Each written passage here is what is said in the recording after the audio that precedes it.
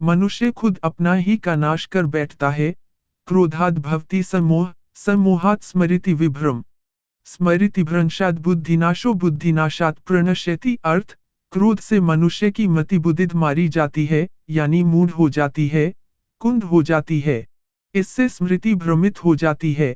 स्मृति भ्रम हो जाने से मनुष्य की बुद्धि नष्ट हो जाती है, और बुद्धि का नाश हो जाने पर मनुष्य खुद अपना ही का नाश कर बैठता है।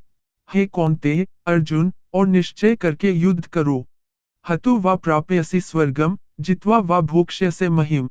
तस्मात् उत्तिष्ठ कौन्तेय, युद्धाय करित निश्चय।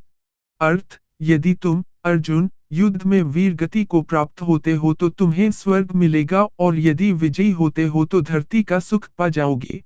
इसलिए उठो, हे कौन्तेय, अर्जुन, और निश्चय करके युद्ध करो। कर्मण्येवाधिकारस्ते मा फलेषु कदाचन, मा कर्मफल हेतुर्भूर्मा ते संगोस्त्व कर्मणि। अर्थ, कर्म पर ही तुम्हारा अधिकार है, कर्म के फलों में कभी नहीं। इसलिए कर्म को फल के लिए मत करो। कर्तव्य कर्म करने में ही तेरा अधिकार है, फलों में कभी नहीं।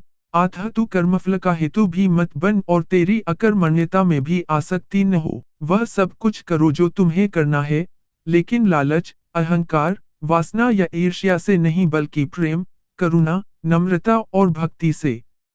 कल की फिक्र मत करो।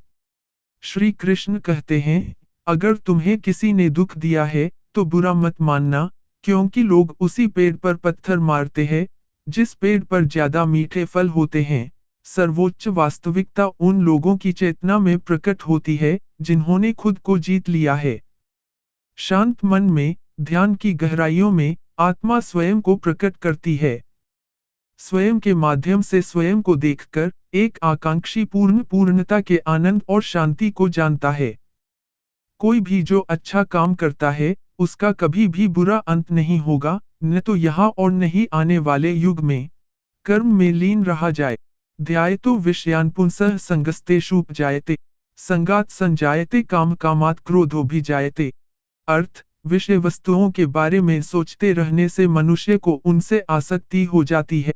इससे उनमें कामना यानी इच्छा पैदा होती है, और कामनाओं में विघ्न आने से क्रोध की उत्पत्ति होती है।